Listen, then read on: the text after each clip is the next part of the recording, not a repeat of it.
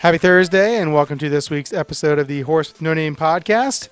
Joined as always by my co-host Tyler Greenlee, and our guest this week is the voice of the Chargers, Mr. Bob McMichael. Bob is a 1993 graduate of LBC. Is that right? Still right? That is correct. Thank you. A couple different jobs prior to working here, and then we started working here in mid-2000s, so 6-ish or so. Yep. And then took a break for a while, worked at Sight and Sound for a few years, and now you're back. I am back. Bob is back, and he has never stopped being our public address announcer since 06. That was before me. No, 06. 06, okay. I didn't start doing public address that time, but You had done it. When did you start doing it? Because you were always doing it since I've been here. I've been here since 09, 10. so maybe a year or two before that. Okay. So you're back, and so you and I had a chance to attend a wedding on Sunday together. We did. And a former student worker of mine, Mitch Strausser, happily married now to Mandy Principato. It was fun. We had a good time. So something to look forward to, Tyler. I'll come to your wedding. Maybe you'll come. Maybe like you're not going to get married, or maybe like Maybe I'm not that I won't invited. invite you. Yeah. Why wouldn't you invite him? That's hurtful. I'm on for 1,000 Just reasons. Just reasons. Undisclosed. I'm wearing that shirt. Well, I want you to know, though, he helped Mitch get his job. I'm not going to say I'm not inviting you. I'm not saying I'm not inviting you. What if it's just like a small wedding, I have to invite my closest friends. You have to have someone. The justice of the peace can't just be the only. Yeah, maybe official. you'll officiate. How about Maybe I'll that? have to I like pass. that. Talk about small weddings. Barbara Bush had a small wedding. Barbara Bush. Yeah, the Like- twin. Oh, what's the mother's name? Also Barbara. George and... Martha was Washington. No. Okay. Anyway, I forget what who her was name in was. hers? Literally, it was just family, and they wanted to do it before Grandpa died. Oh, good idea. Because her fiancé actually never met her grandmother, who she's named after. Oh. Okay. So, yeah, it was a small wedding this weekend. There's one thing you learned. Mark that down. So Tyler. small weddings are okay, Tyler. I like As long as that person's boss is invited. Okay. Right. So while we were at the wedding, everyone we talked to had the same question, and I'll ask it to you now, just so everyone knows. What is your official job here at LBC now, Bob? Well, I work in the advancement office, and my official title is the advancement gift officer. There's multiple of those, Right. so I'm not the only one. But the advancement office is located in Upper Good Shepherd. A lot of people don't even know there's an office suite up there. And our job involves raising funds for LBC Capital.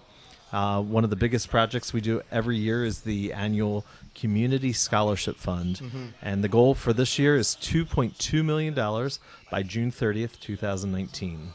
Last year it was 2.1, and when everything was tallied up, we raised over 2.1 million, just a little bit over. So, It's awesome. So you're saying I should start saving my pennies, is what you're saying? well, any gift amount is more than welcome. Gotcha. Yes. So pennies are great. Good. You should go to the advancement office. They usually have Hershey Kisses. Ooh. Yep.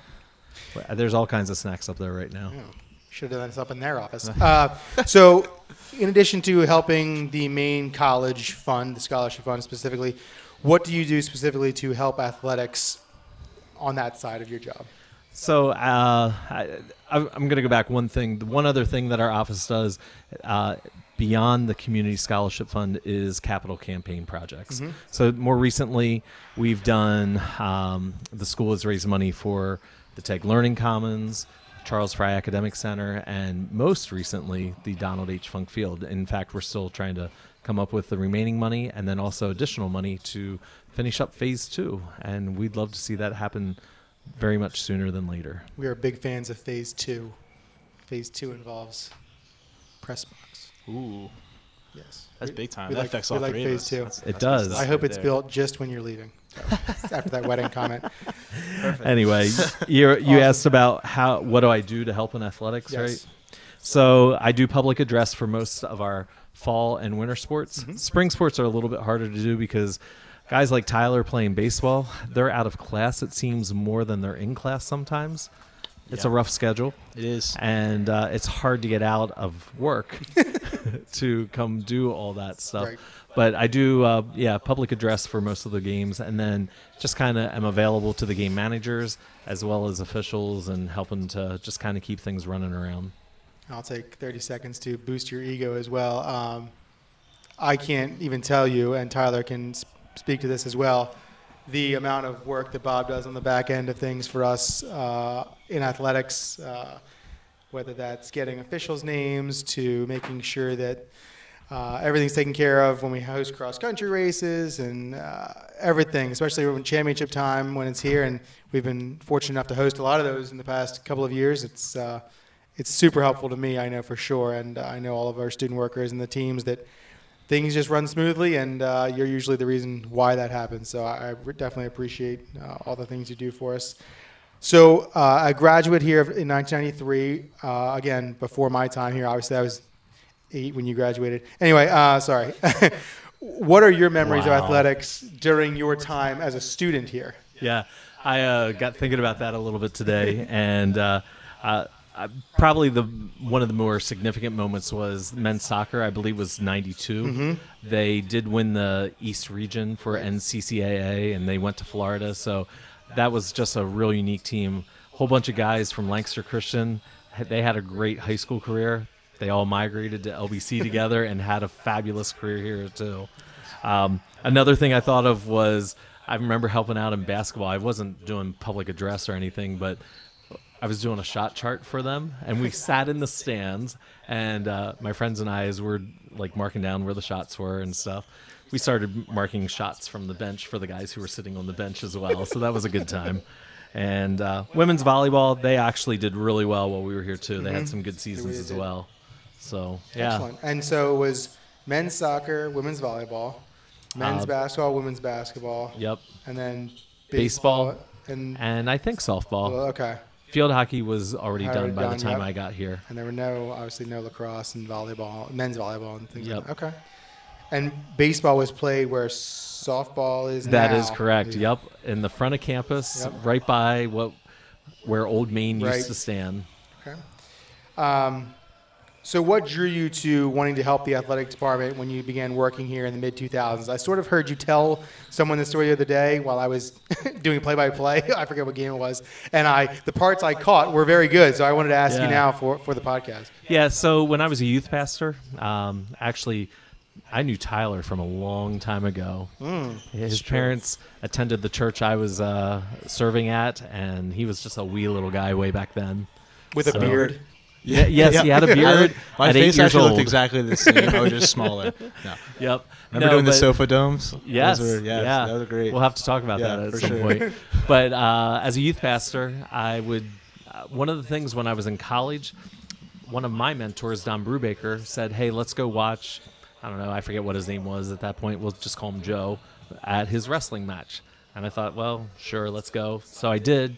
And then I totally got sucked into watching students outside of youth group at their athletic events or at their performing arts type stuff as well. But my brother got me into Penn State football, and our family just was not athletic, and we weren't into sports.